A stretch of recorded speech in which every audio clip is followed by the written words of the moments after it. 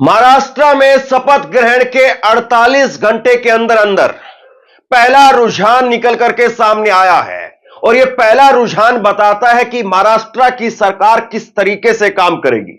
नरेंद्र मोदी जी ने जैसे दिल्ली की हुकूमत चलाई, अब हूबहू उसी तर्ज पर महाराष्ट्र की गद्दी भी चलाने की कोशिश की जा रही है। और सबसे बड़ी बात यह है कि जैसे महाराष्ट्र की गिनती होती है बड़े राज्यों में, अमीर राज्यों में, तो ये अपने आप में एक ऐसे संकेत है जो आने वाले दिनों की आहट बता रहे हैं। बहुत बड़ी खबर इस वक्त की आपकी स्क्रीन पर देखिए।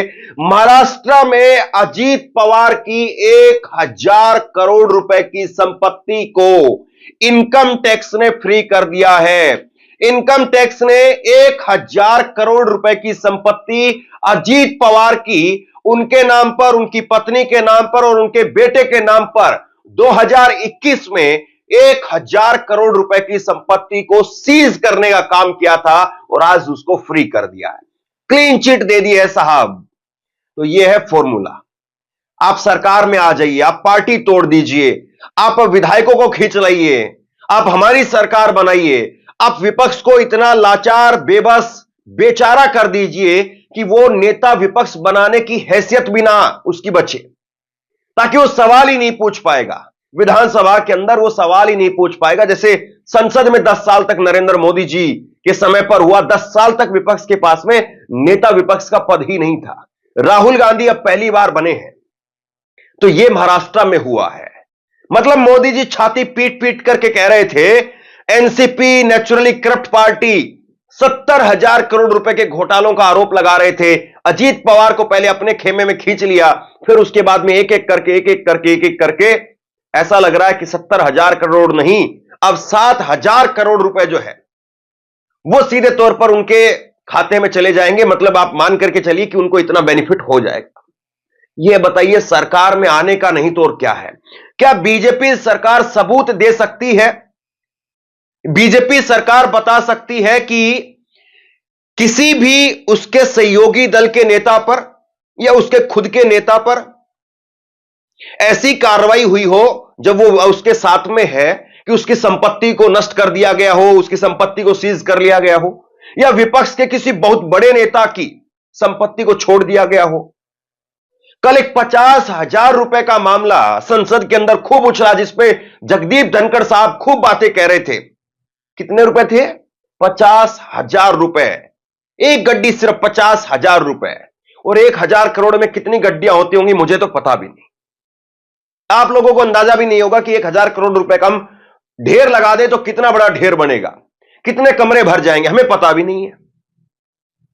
लेकिन 50,000 रुपए को लेकर के टीवी में, चैनलों में खबर किस तरह से तैरने लगी। और आपको पता है ये 1000 करोड़ रुपए जब माफ किया गया तो देखिए कितनी छोटी सी खबर लगी है, कितनी छोटी सी खबर लगी है। बेनामी लेन देन नहीं हुआ, ये ट्रिब्यूनल ने जो है वो क्लीन चिट दे दी। अजीत पवार की जब्त 1000 करोड़ रुपए की संपत्ति रिलीज होगी। एक छोटी सी खबर लगी है और पहले पेज पर छोटी सी खबर, और उसके बाद में कह दिया गया कि शेष खबर जो है वो 14 नंबर पेज पर जाकर के पढ़िए। 4 पन्ने की खबर है न, 4 लाइनों की खबर है। महाराष्ट्र के डिप्टी सीएम अजीत पवार की 1000 करोड़ रुपए से ज्यादा की संपत्ति को दिल्ली के आयकर विभाग ट्रिब्यूनल ने रिलीज करने का आदेश दे दिया है। यह फैसला डिप्टी सीएम पद की 6ठी बार शपथ लेने के 2 दिन बाद में आया है, यानी 48 घंटे के अंदर। 2021 में आयकर विभाग ने 30 से ज्यादा संपत्तियां जब्त की थी। ट्रिब्यूनल ने कहा था कि आयकर विभाग बेनामी लेन देन के सबूत पेश नहीं कर सका, सभी ट्रांजैक्शन बैंकिंग सिस्टम से हुए थे। मतलब सारा रिकॉर्ड एक तरीके से था, बैंकिंग सिस्टम से सारे ट्रांजैक्शन हुए थे, और उसमें भी जो है वो अब क्लीन चिट। अब मोदी जी की एक बार ये छोटी सी क्लिप सुनिए आप। मोदी जी कह रहे थे कि 70,000 करोड़ रुपए, और एक के बाद एक घोटालों की लिस्ट बता रहे थे, उसके बाद में शामिल करा लिया। अगर मैं एनसीपी की बात करूं तो एनसीपी पर भी करीब करीब 70,000 करोड़ रुपए के घोटालों का आरोप है। महाराष्ट्र स्टेट कोऑपरेटिव बैंक घोटाला, महाराष्ट्र सिंचाई घोटाला, अवैध खनन घोटाला, इनकी लिस्ट भी बहुत लंबी है। अब बताइए आप क्या कहा जाए इसको। मतलब नैतिकता नाम की भी कोई चीज होती है। प्रधानमंत्री कोई कुछ कहता है तो उसके शब्दों का वजन होता है, लेकिन यहां पर कोई ऐसा लगता है कि नैतिकता और ये सारी बातें और प्रधानमंत्री पद की गरिमा, उनके पद के आसन पर बैठ करके जो शब्दों का इस्तेमाल किया जाता है, उनका वजन वगैरह सब कुछ छोड़ दीजिए आप। आज के दिन का एक ही सच है, सत्ता में आइए, साथ में रहिए और बम बम बम बम बम बम बम बम, बस यही सिस्टम है, यही तरीका है, यही खेल है और इसी से सारा खेला हो रहा है। आप बताइए कि यह कोई मामूली बात है? और मैं आपको सिलसिलेवार तरीके से आपको दिखाने वाला हूं। मार्च में, इसी साल मार्च 2024 में लोकसभा चुनाव नहीं हुए थे, उससे पहले भी अजीत पवार को गिफ्ट मिला था। गिफ्ट का मतलब आप समझ रहे हैं, आगे खबर में आप देखिएगा।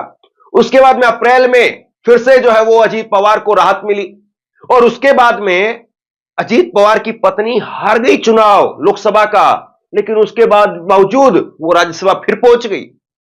मैं आपको ये सबूत, ये खबरें दिखाऊं उससे पहले आप मोदी जी का एक बार ये तो बयान देखिए, किसी को नहीं छोड़ेंगे, एक एक को जेल में डालेंगे। सुन तो लीजिए।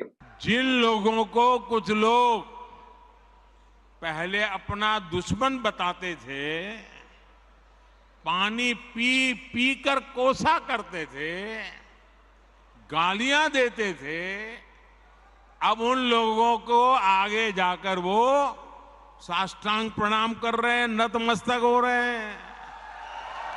आज जब कानून का डंडा चल रहा है, जब जेल की सलाखें सामने दिख रही है, तब जाकर के ये जुगलबंदी हो रही है। इनका कॉमन मिनिमम प्रोग्राम भ्रष्टाचार के विरुद्ध एक्शन से बचने का ही है। अगर उनकी घोटाले की गारंटी है तो मोदी की भी एक गारंटी है।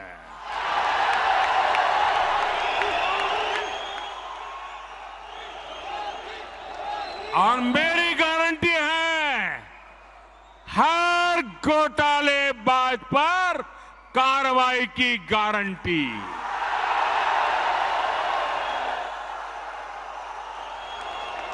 हर चोर लुटेरे पर कार्रवाई की गारंटी।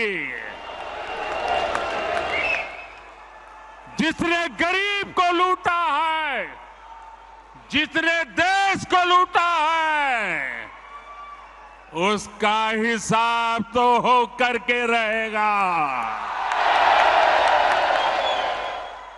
ये होता है साहब, मतलब मंच पर बात बोलना और उसके बाद में उस पर काम किस तरीके से होता है, उसका ठीक 360 डिग्री उल्टा काम कर किया जाता है।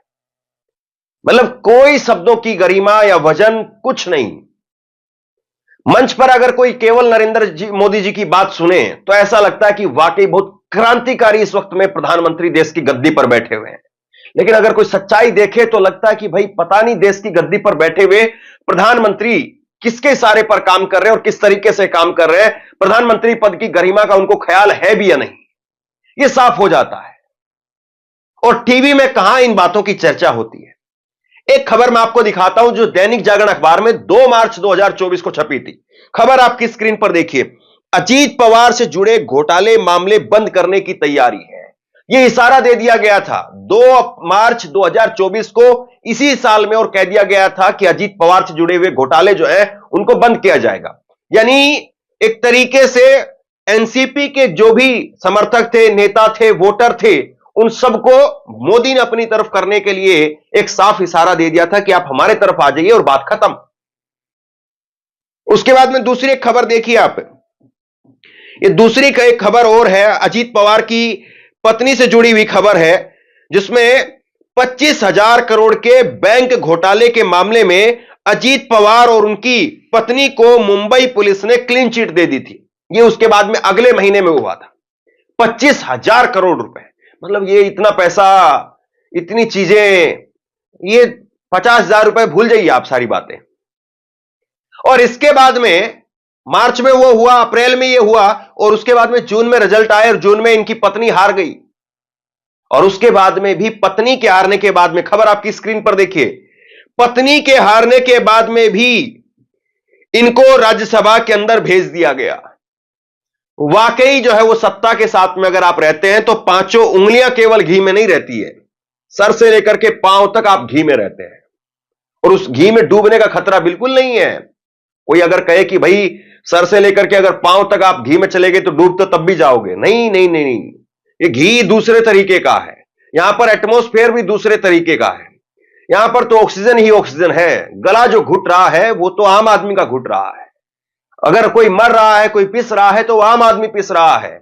यहां पर अगर इनकम टैक्स का एक नोटिस आ जाए तो आदमी की हालत खराब हो जाती है। सुबह जाकर के जब तक वो वकील से उस बात को समझ ना ले कि क्या पंगा है, क्या मामला है, वो रोटी नहीं खा पाता है। अगर बैंक के अंदर एक ईएमआई आपकी हमारी अगर एक ईएमआई अगर जंप कर जाए, हम लोग भर नहीं पाए तो उसकी पेनल्टी लग जाती है हमारे ऊपर। एक साधारण सी ईएमआई 10,000, 15,000, 20,000, 50,000 जितने की भी आपकी ईएमआई है, अगर आप एक किस्त नहीं भर पाते हैं, आपकी जुर्माना देना पड़ता है, आपको पेनल्टी देनी पड़ती है। लेकिन बड़ा बड़ा खेल जो है वो सत्ता के साथ में चलता है।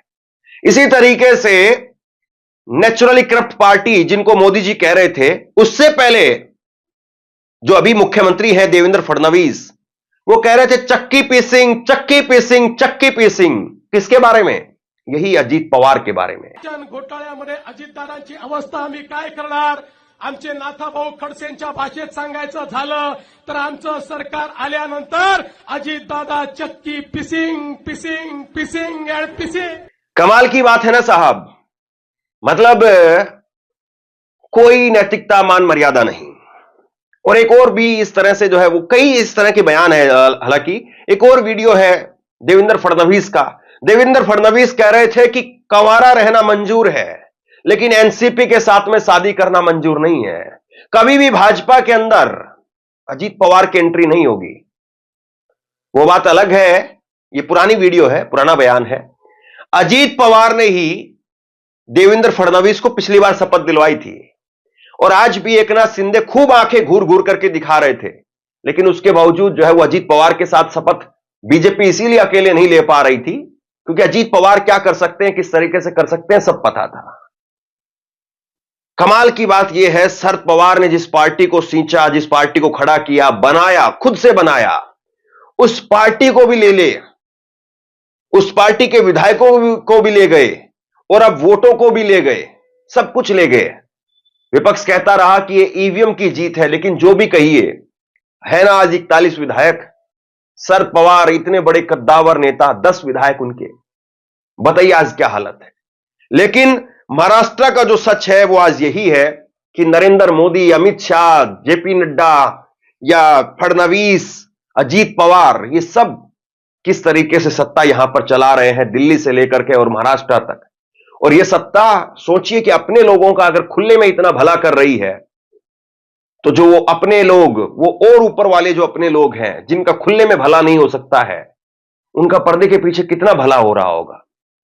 कहने में यह बात अच्छी नहीं लगती है कि प्रधानमंत्री पद पर बैठे हुए व्यक्ति के बारे में ऐसी बात कही जाए, लेकिन जरा आप सोच करके बताइएगा, बिल्कुल सोच करके बताइएगा कि विपक्ष का कौन सा ऐसा नेता है जो बीजेपी से बाहर रहा हो, बीजेपी के खिलाफ रहा हो, उस पर इतनी कृपा बरसी हो।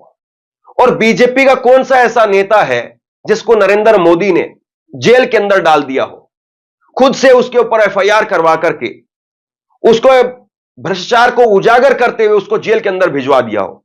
एक भी नेता का नाम अगर आप बता पाए तो मुझे कमेंट बॉक्स में लिख करके बताइए। ना खाऊंगा, ना खाने दूंगा, छाती पीटूंगा, ये सारी बातें छोड़ दीजिए आप। फैक्ट क्या है, तथ्य क्या है? क्या एक भी नेता का नाम बीजेपी आज बता सकती है कि वो सत्ताधारी पार्टी का नेता था, बीजेपी का नेता था, हजारों करोड़ रुपए के भ्रष्टाचार का आरोप उस पर लगा और बीजेपी ने खुद से उस पर एफआईआर करवाई और खुद से एफआईआर करवा के उसको जेल की सलाखों के पीछे भेज दिया और उसकी सारी संपत्ति को सीज करवा दिया।